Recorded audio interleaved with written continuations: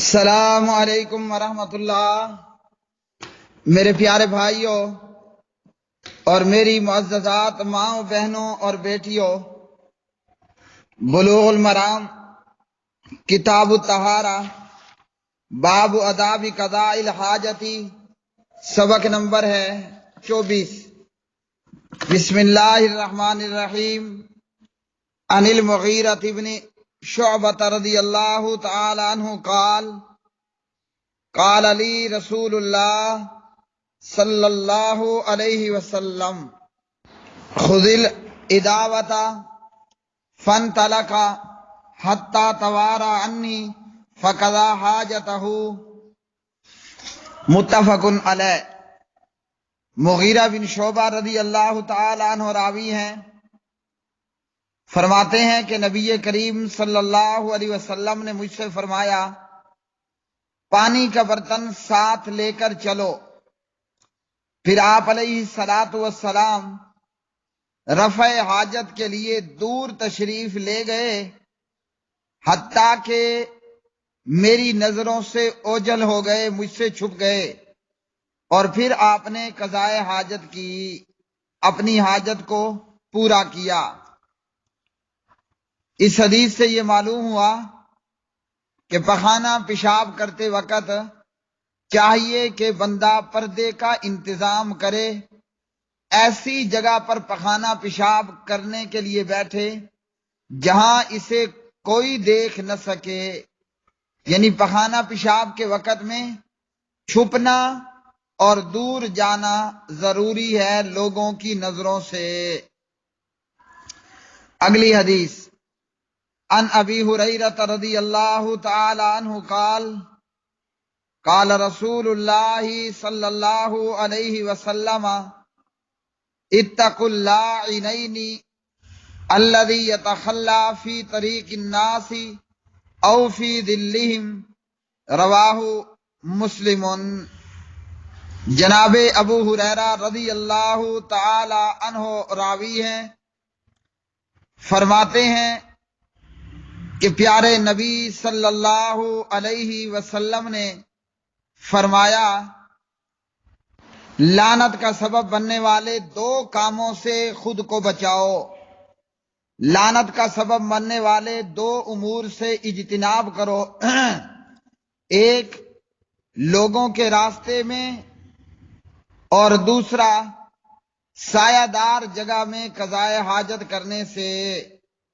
یعنی راستے میں پخانہ پیشاب کے لیے مت بیٹھو جہاں لوگوں کا گزرنا ہے، اور اسی طرح سایہ دار جگہ میں قضائے حاجت کرنے کے لیے مت بیٹھو جہاں سے لوگوں نے گزرنا ہے۔ اگر راستے پر پخانہ پیشاب کرو گے آنے جانے والوں کے لیے تکلیف کا باعث ہوگا، اور کپڑے اور لباس اور جسم کے گندے ہونے کا خطرہ ہوگا۔ سایہ دار جگہ میں یعنی درخت وغیرہ کے نیچے بھی پخانہ پیشاب کرنے کے لیے نہیں بیٹھنا، کہ کوئی سائے کا تلاش کرنے والا مسافر یا آرام کی غرض سے سائے کے نیچے آنے والا، درخت کے نیچے بیٹھنے والا، وہ سائے کے لیے جگہ تلاش کرے گا، اور اس جگہ میں پخانہ پیشاب کی وجہ سے آرام کرنے والے کو، سائے کے تلاش کرنے والے کو تکلیف ہوگی۔ وزاد ابو داود عن معاذ والموارد ولفظه اتقوا الملاعن الثلاثة البراد في الموارد وقارعة الطريق والظل، ولی احمد عن ابن عباس رضی اللہ تعالی عنہما او نقع ماء وفیہما ضعف۔ اور ابو داود نے حضرت معاذ کے واسطے سے یہ لفظ زیادہ کیا ہے، گھاٹوں پر، اور اس روایت کے الفاظ اس طرح ہیں، لعنت کے 3 اسباب سے اجتناب کرو، گھاٹوں پر، شہرائے عام پر، اور سائے کے نیچے رفع حاجت کرنے سے۔ یعنی گھاٹوں پر رفع حاجت پخانہ پیشاب مت کرو، شہرائے عام پبلک عام میں پخانہ پیشاب مت کرو، اور سائے کے نیچے بھی پخانہ پیشاب مت کرو۔ اور امام احمد نے ابن عباس کے حوالے سے روایت بیان کی کہ جہاں پانی جمع ہوتا ہے وہاں بھی رفع حاجت سے بچنا چاہیے، اور ان دونوں روایتوں میں کچھ ضعف ہے۔ واخرج الطبرانی النہی عن قضاء الحاجت تحت الاشجار المثمرۃ وضفۃ النہر الجاری من حدیث ابن عمر بسند ضعیف۔ طبرانی نے ابن عمر سے روایت کی کہ پھلدار درختوں کے نیچے اور جاری اور ساری نہر کے کنارے پر قضائے حاجت نہ کیا جائے، پخانہ پیشاب نہ کیا جائے، اور اس کی سند ضعیف ہے۔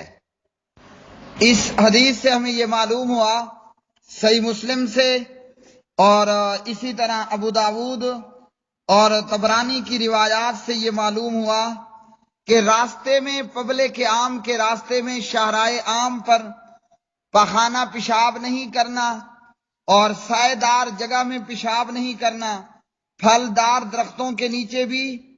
پخانہ اور پیشاب نہیں کرنا، اور اسی طرح گھاٹوں پر، یعنی ایسی جگہ چشمے یا نہر جہاں لوگ پانی پینے یا پلانے یا وضو کرنے اور غسل کرنے کے لیے پانی لینے کے لیے جمع ہوتے ہیں، گھاٹوں پر،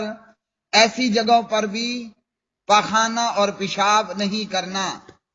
ابو داود وغیرہ کی یہ روایات سندن ضعیف ہیں، اس میں صحیح مسلم کی روایت کے علاوہ دیگر روایات سندن کمزور ہیں، تاہم شواہد کی بنا پر حسن درجے تک پہنچ جاتی ہیں۔ تو ان احادیث میں ہمیں پیارے نبی علیہ الصلاۃ والسلام نے قضائے حاجت کے آداب کی تعلیم دی ہے، اور وہ یہ کہ راستوں میں پیشاب کر کے پبلک کو ڈسٹرب نہیں کرنا۔ سائے دار جگہ میں اگر پیشاب کریں گے تو پبلک ڈسٹرب ہوگی، پھلدار درخت کے نیچے اگر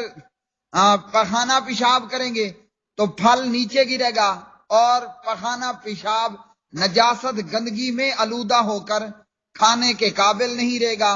اور اسی طرح یاد رکھیں، ایک درخت ہے پھلدار اور ایک ہے بغیر پھل کے،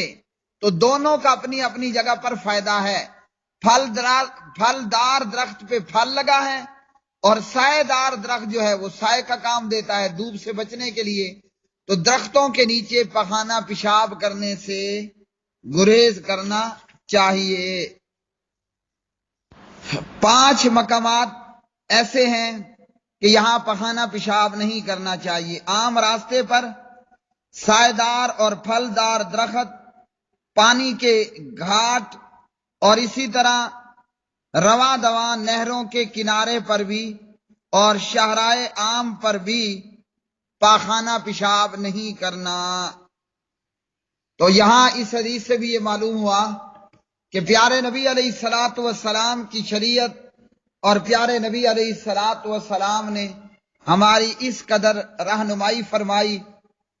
اللہ رب العالمین کی طرف سے پیارے نبی علیہ الصلاۃ والسلام پر بے شمار درود و سلام ہوں۔ اگلی حدیث، عن جابر رضی اللہ تعالی عنہ قال قال رسول اللہ صلی اللہ علیہ وسلم اذا تغوط الرجلان فلیتوارا کل واحد منہما عن صاحبہ ولا يتحدثا فإن اللہ يمكث على ذلك۔ رواہ احمد وصححہ ابن السکن وابن القطان وهو معلول۔ جناب جابر رضی اللہ تعالی عنہ راوی ہیں، امام الانبیاء محمد مصطفیٰ احمد مجتبیٰ، قائد اعظم اور پوری کائنات کے لیے راہبر اعظم محمد الرسول اللہ صلی اللہ علیہ وسلم فرماتے ہیں جب دو آدمی قضائے حاجت کریں، پخانہ پیشاب کے لیے جائیں، تو ان کو چاہیے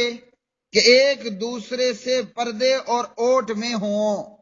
ایک دوسرے کے سامنے کھلم کھلا ننگے ہو کر پخانہ پیشاب نہ کریں، بلکہ ایک دوسرے سے ان کو چاہیے کہ یہ چھپیں، اور پخانہ پیشاب کرتے وقت باہم گفتگو بھی نہ کریں، اس لیے کہ اللہ سبحانہ و تعالی اس فعل پر ناراض ہوتا ہے، یعنی جب بندہ بندے کے سامنے ننگا ہو اللہ اس پر ناراض ہوتا ہے، اور اس لیے کہ جب بندہ پخانہ پیشاب کرتے وقت بھی گفتگو کیا چلے جائے، باتیں کرتا چلا جائے، اللہ رب العالمین اس پر ناراض ہوتا ہے۔ اس روایت کو امام احمد نے روایت کیا اور ابن سکن نے اور ابن قطان نے، اور یہ حدیث ضعیف ہے۔ تو اس حدیث سے یہ معلوم ہوا کہ بندے کو چاہیے پخانہ پیشاب کے وقت میں ایک دوسرے سے خود کو چھپائیں۔ یہ حدیث اگرچہ سنداً ضعیف ہے، مگر دیگر صحیح روایات سے یہ بات ثابت شدہ ہے کہ آدمی کو چاہیے کہ آدمی بھی آدمی سے، مرد سے اور عورت سے اپنا ستر چھپا کے رکھے۔ مرد کے ستر کا حصہ ناف سے لے کر گھٹنوں سے اوپر تک یا گھٹنوں تک ہے، مرد کے سامنے بھی اپنا ستر کھلا نہ کرے، اور عورت کے سامنے بھی اپنے ستر کو اوپن نہ کرے، کھلا نہ کرے۔ اسی طرح دیگر احادیث سے یہ بات ثابت ہے کہ ایک شخص نے نبی علیہ الصلوۃ والسلام کو سلام کیا، آپ علیہ الصلوۃ والسلام پخانہ پیشاب، لیٹرین، واش روم وغیرہ میں تھے، اور پیارے نبی علیہ الصلوۃ والسلام نے سلام کا جواب نہ دیا، تو پخانہ پیشاب کرتے وقت باتیں گمپے بھی نہیں ہانکنی اور ایک دوسرے کے سامنے ننگا بھی نہیں ہونا، چھپنا ہے۔ اگلی حدیث عن ابی قتادہ رضی اللہ تعالی عنہ قال قال رسول اللہ صلی اللہ علیہ وسلم لا یمسن احدکم ذکرہ بیمینہ وہو یبول ولا یتمسح من الخلاء بیمینہ ولا یتنفس فی الاناء، متفق علیہ واللفظ لمسلم۔ جناب ابو قتادہ رضی اللہ تعالی عنہ اس حدیث کے راوی ہیں۔ پیارے نبی علیہ الصلوۃ والسلام نے فرمایا کہ تم میں سے کوئی بھی شخص پیشاب کرتے وقت دائیں ہاتھ سے اپنے عضو مخصوص کو نہ چھوئے، پیشاب کرتے وقت سیدھے ہاتھ سے اپنی شرمگاہ کو نہ چھوئے، اور نہ قضائے حاجت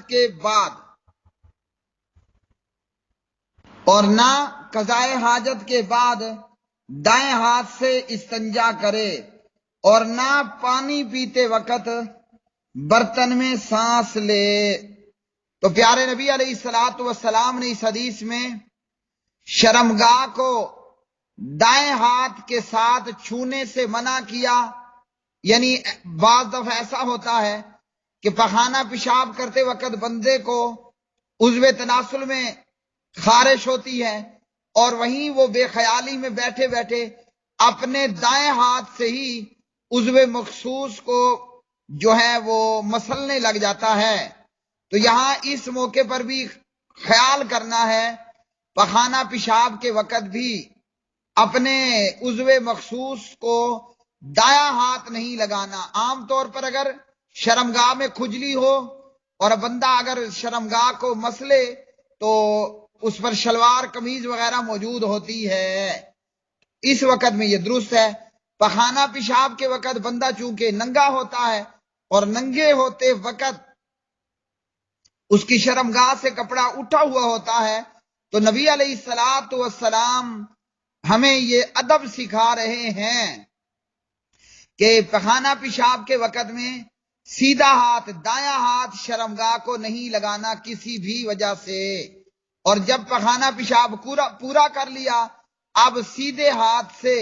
دائیں ہاتھ کے ساتھ یعنی استنجا بھی نہیں کرنا، استنجا بائیں ہاتھ سے کرنا ہے، اور پانی پیتے وقت برتن میں سانس نہیں لینا۔ پانی پیتے وقت اگر سانس لینے کی ضرورت پڑ گئی ہے تو پھر منہ برتن سے ہٹائیے، سانس لیجئے اور پھر پانی کو پینا شروع کیجئے۔ اور دیگر احادیث میں کہ برتن کے اندر پھونک بھی نہیں مارنی۔ میرے پیارے بھائیوں، آج کے سبق سے جو باتیں ہمیں معلوم ہوئیں وہ یہ کہ پخانہ پیشاب کرتے وقت دور جانا ہے، لوگوں سے چھپ کر بیٹھنا ہے، سائے دار جگہ میں، اور اسی طرح درخت کے نیچے، چاہے وہ پھلدار ہے یا سائے دار، پانی کے گھاٹ پر اور نہروں کے کنارے پر اور شارع عام پر پخانہ پیشاب نہیں کرنا ہے۔ اور اسی طرح پخانہ پیشاب کرتے وقت باتیں بھی نہیں کرنی، گفتگو بھی نہیں کرنی، اور شرمگاہ کو پخانہ پیشاب کے وقت میں دایاں ہاتھ بھی نہیں لگانا، اور استنجا جو ہے وہ بائیں ہاتھ سے کرنا ہے، اور پینے کے برتن میں، پانی کے برتن میں سانس بھی نہیں لینی۔ وما علینا الا البلاغ المبین۔